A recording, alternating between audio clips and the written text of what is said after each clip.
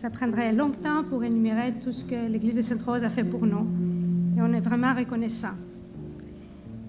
Et les heures que vous avez passées, plusieurs d'entre vous, pour organiser toute cette aide, c'était merveilleux. Le chant que nous allons chanter, c'est un chant qui a une signification spéciale. Je l'avais écrit ou traduit de l'anglais, mais paraphrasé ou adapté. La musique était un chant en anglais, mais les paroles, je les ai écrites pour le 10e anniversaire de l'église de Sainte-Rose, le 18 juin 88. Alors voilà, 10 ans après, le chant reste toujours beau, nous l'aimons, nous le chantons très très souvent, et c'est une prière aussi au Seigneur.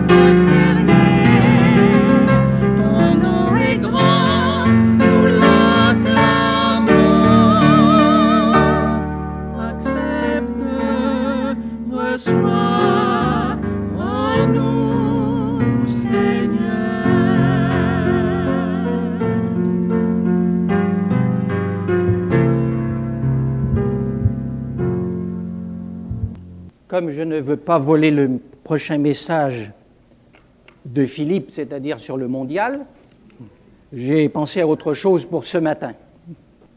J'aimerais lire un verset, tout d'abord, si vous le voulez bien, dans l'Ancien Testament, dans le livre de Josué, au chapitre 1er, au verset 9, qui est celui qui est sur justement le programme de ce matin.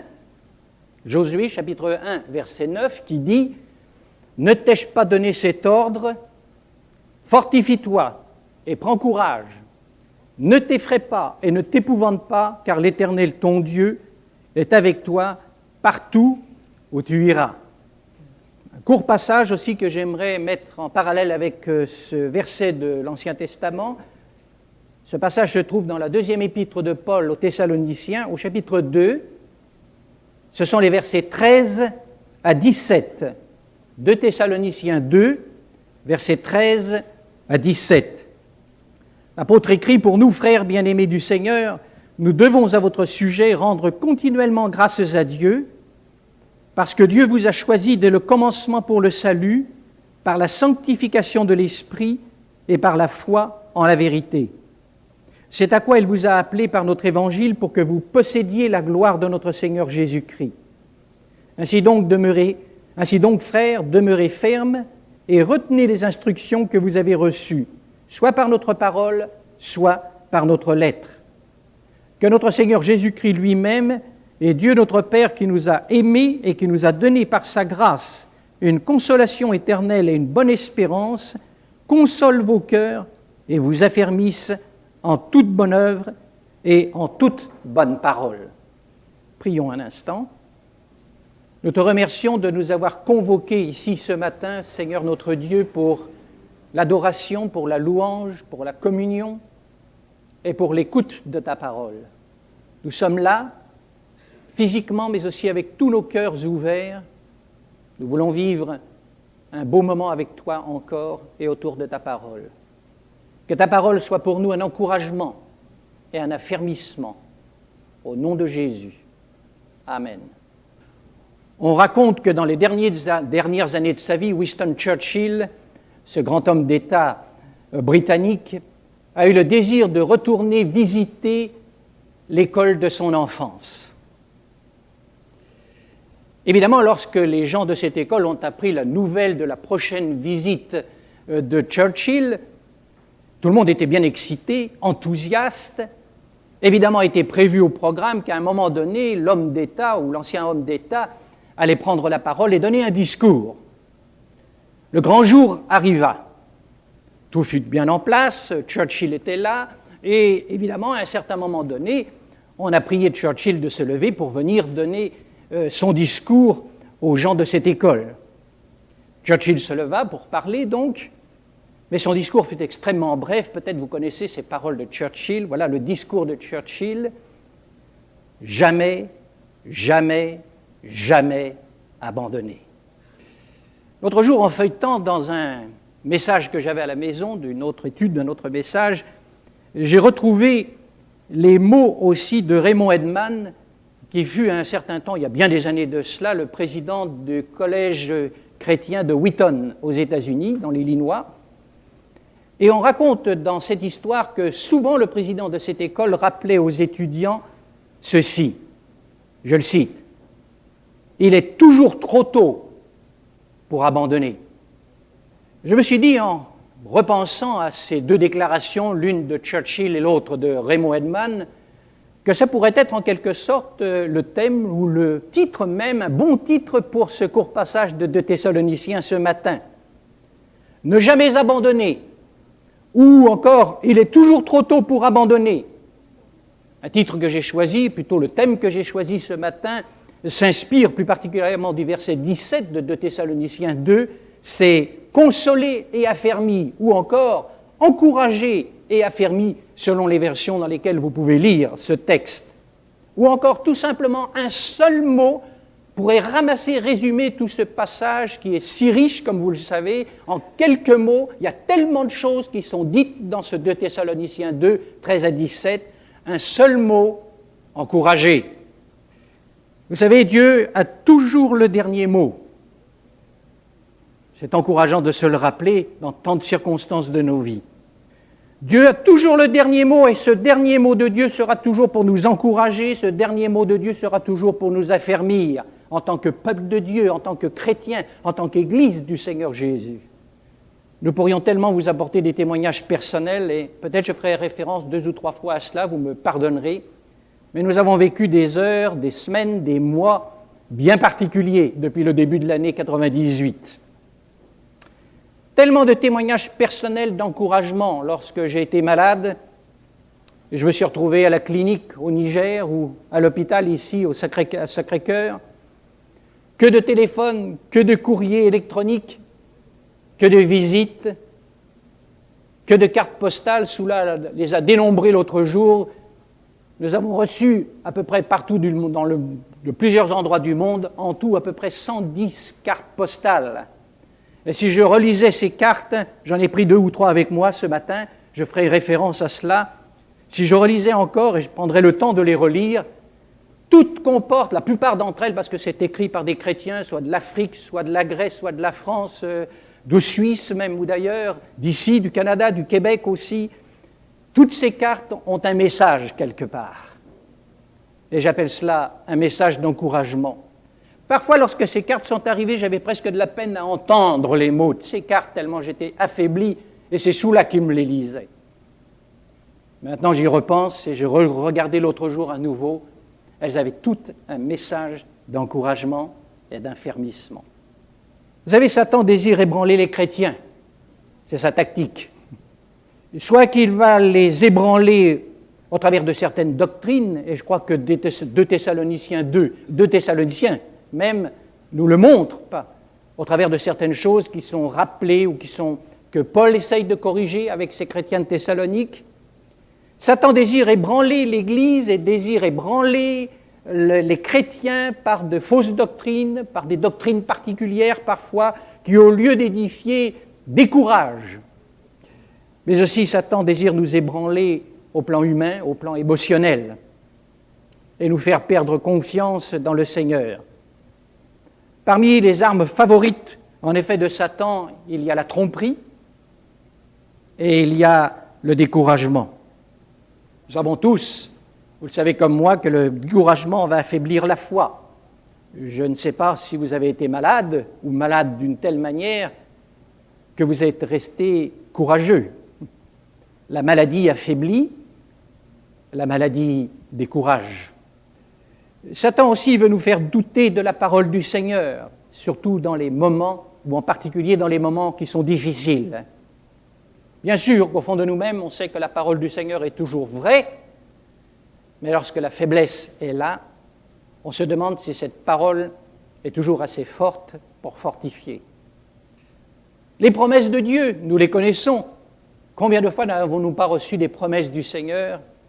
Mais ces promesses, parfois, semblent s'évanouir lorsqu'il y a la souffrance, lorsqu'il y a la douleur, lorsqu'il y a la solitude, lorsqu'il y a des soucis particuliers dans notre vie. Comme je le disais, ce court passage que nous avons devant nous ce matin est riche. Il est riche à la fois d'exhortation et il est riche aussi d'encouragement. Nous allons le regarder. Il aurait été tellement intéressant de le regarder, on pourrait dire phrase après phrase, mais mot après mot, tellement il est dense. Mais je releverai peut-être 2 ou 3 vérités essentielles de ce passage ce matin. 2 Thessaloniciens, donc, regardez avec moi, 2 Thessaloniciens 2, les versets 13 à 17. Ce passage nous rappelle, entre autres, que les chrétiens de Thessalonique avaient besoin d'enseignement, besoin d'encouragement, besoin d'affermissement. Vous savez que ces chrétiens passaient par des moments qui étaient difficiles. Il y avait de fortes pressions, le diable ne les laissait pas tranquilles, il y avait des situations qui faisaient que ces chrétiens pouvaient être aussi bien découragés. L'apôtre, au travers de la parole du Seigneur, va essayer de les encourager et essayer de les affermir et leur rappeler cela à partir de son amour et à partir de sa grâce. La foi qui est nourrie de la parole de Dieu affermit le croyant, et cela, on le voit bien ici dans ces quelques mots, cela repose sur l'enseignement même de la doctrine biblique. Et aussi, on voit que l'engagement même de l'apôtre avec la parole du Seigneur, mais aussi avec le cœur rempli du Seigneur, va encourager et affermir ces chrétiens qui peuvent être ébranlés. Dans la version en français courant, le verset 13 est traduit de cette manière: « Nous devons sans cesse remercier Dieu à votre sujet ». Dans la version seconde que souvent nous lisons, il est dit: « Pour nous, frères bien-aimés du Seigneur, nous devons à votre sujet rendre continuellement grâces à Dieu. » Hier, en regardant un petit peu encore, en survolant 1 et 2 Thessaloniciens, je me suis rendu compte une fois de plus que, à 4 reprises, d'une manière ou d'une autre, l'apôtre Paul, dans ses propres mots, dit au Seigneur « merci », et il dit au Seigneur « merci pour l'Église, merci pour ces chrétiens ». Nous devons sans cesse remercier Dieu à votre sujet. Merci, un grand merci au Seigneur pour ces chrétiens, constamment, sans cesse. Merci pour ce que Dieu a fait dans leur vie. Et il le rappelle ici en quelques mots, mais aussi dans les chapitres 1 de chacune de ces deux épîtres. Il va leur rappeler l'œuvre que Dieu, l'œuvre de salut, de sanctification, d'affermissement que Dieu est en train de faire dans le cœur de ces jeunes chrétiens. Merci à Dieu pour ce qu'il fait dans leur vie, pour son initiative de grâce, pour son initiative d'amour, pour l'œuvre du Saint-Esprit aussi dans leur cœur, pour la croix qui est rappelée aussi au travers de l'Évangile. C'est tout le fondement sur lequel repose la vie de ces croyants. Merci, dira-t-il, 1 Thessaloniciens 1.3, 2 Thessaloniciens 1.3. Merci Seigneur pour leur foi, merci Seigneur pour leur amour, merci Seigneur pour leur espérance. Plus encore, il dira, merci Seigneur pour ta fidélité. 2 Thessaloniciens 3.4 ou 1 Corinthiens 1.9, le Seigneur est fidèle. L'œuvre qu'il a commencée dans vos cœurs, dans votre vie, il va l'achever. Il ira jusqu'au bout. Il aura le dernier mot, encore une fois, dans ma vie et dans votre vie, à cause de sa fidélité, de son amour et de sa grâce. Combien je suis toujours étonné par les attitudes et les paroles constructives, édifiantes de l'apôtre Paul.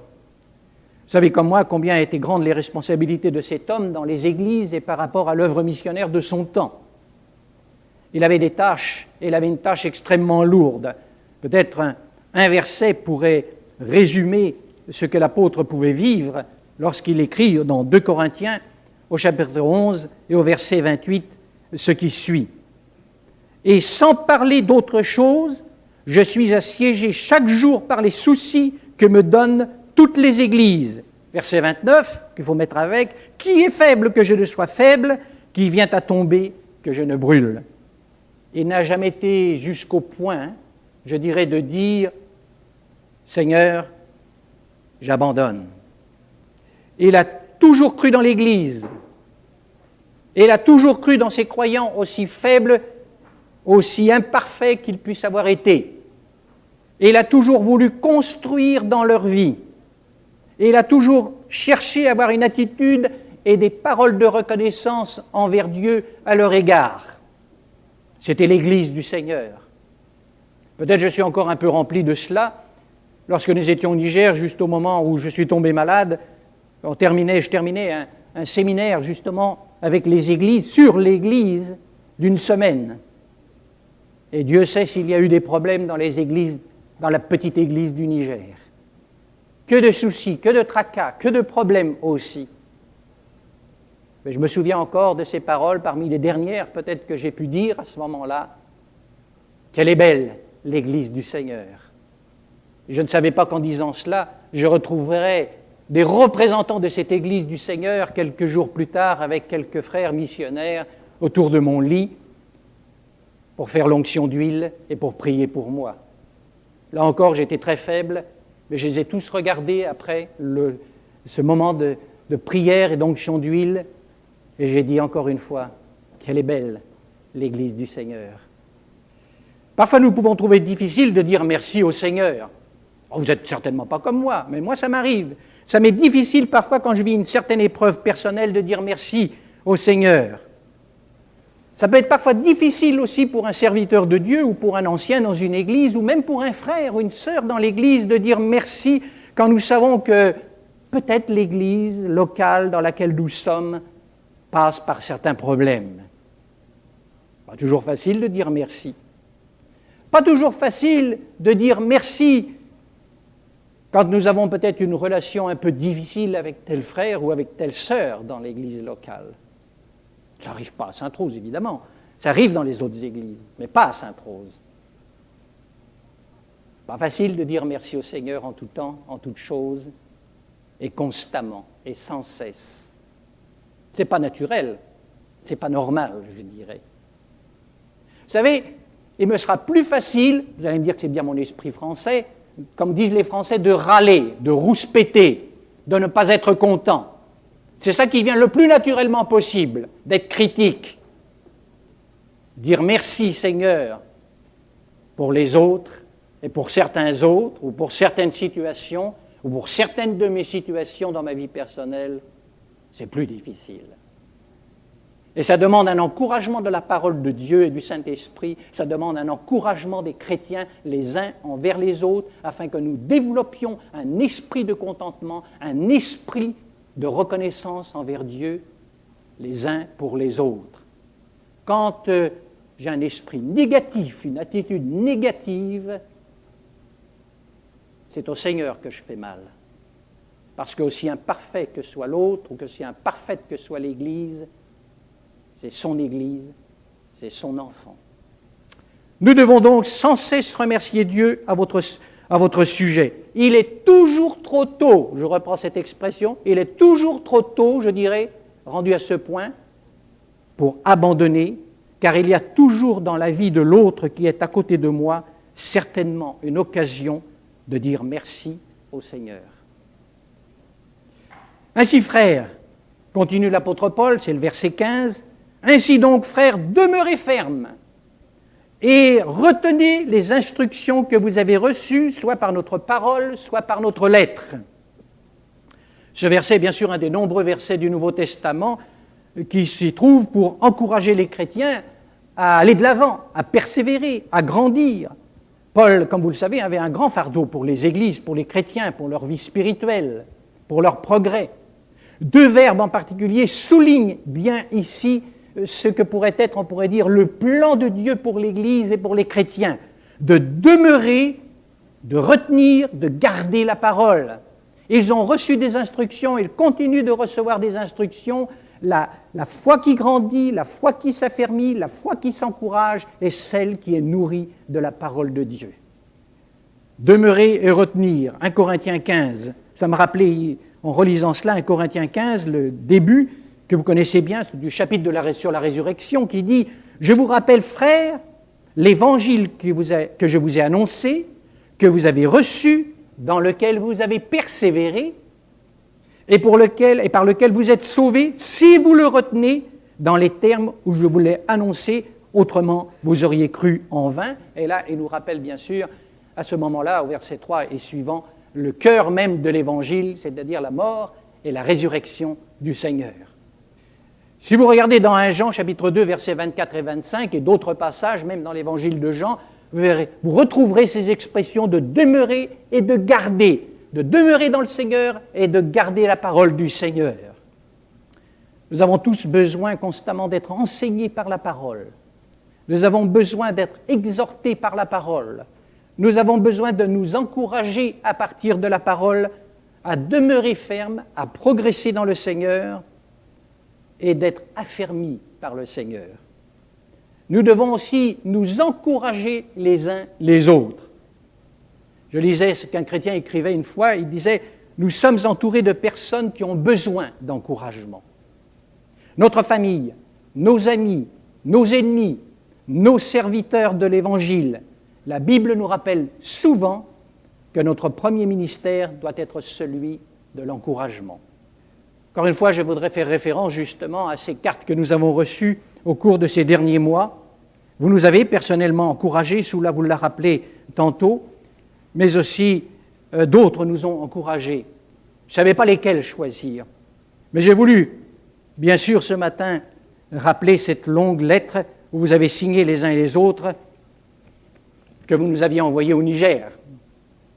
Et dans l'introduction de cette lettre, il y avait ce verset d'Ésaïe 46, versets 3 et 4, qui résume certainement ce que vous avez pensé à ce moment-là.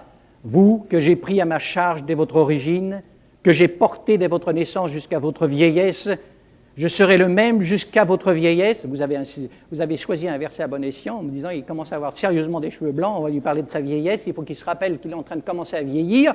Je vous soutiendrai. Je l'ai fait et je veux encore vous porter, vous soutenir et vous sauver. » Et il y a beaucoup de témoignages de votre affection et beaucoup de témoignages d'encouragement dans cela. J'ai choisi aussi d'autres. J'aurais pu encore en choisir ces derniers jours, on en a reçu encore, mais là, j'en ai choisi une de Suisse, par exemple, ici, de quelqu'un que plusieurs d'entre vous connaissez, de Willy Gezer. Et Willy Gezer et sa femme, Suzanne, ont écrit, bien sûr, un message, et ils ont rappelé que les épreuves ne manquent pas, et il dit « Heureusement que Dieu nous invite à sa croix, à croire en ses promesses, prenez courage.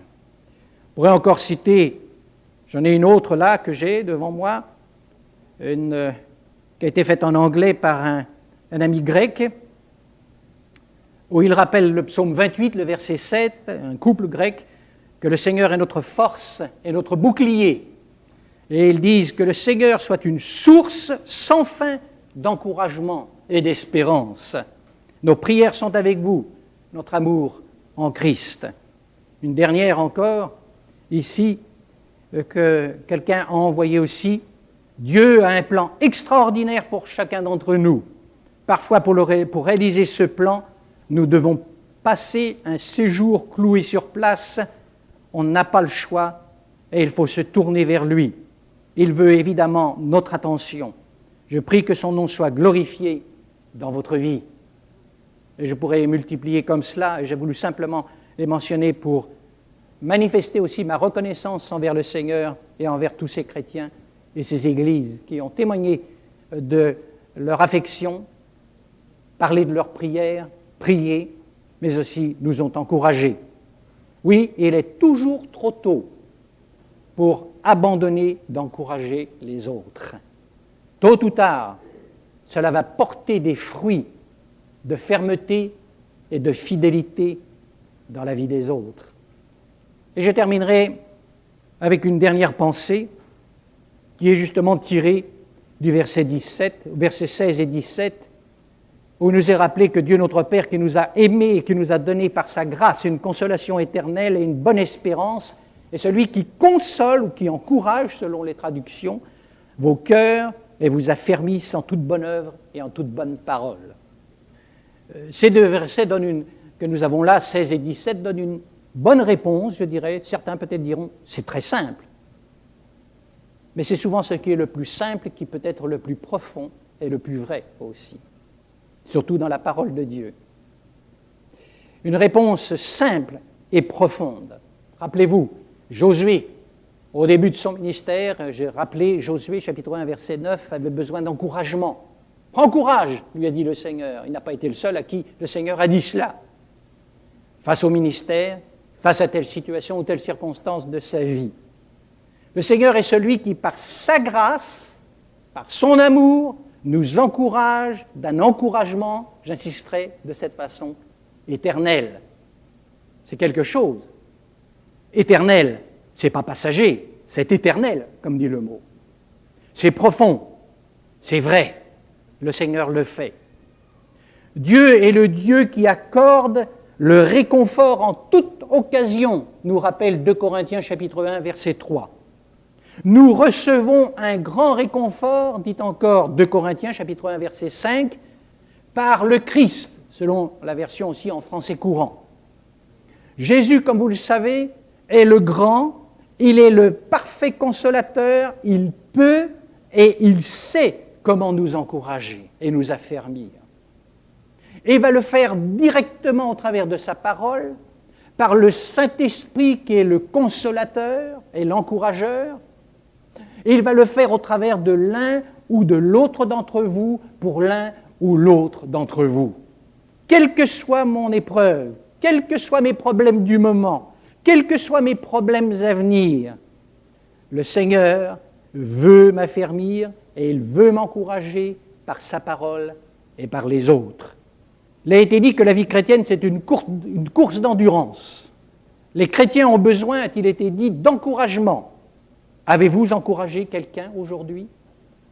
Parfois, une parole d'encouragement peut faire toute la différence entre abandonner ou persévérer. En fait, ce passage que nous avons devant nous mentionne au moins 3 sources d'encouragement. La première, c'est Dieu, c'est le Seigneur. 2 Thessaloniciens, chapitre 2, verset 16.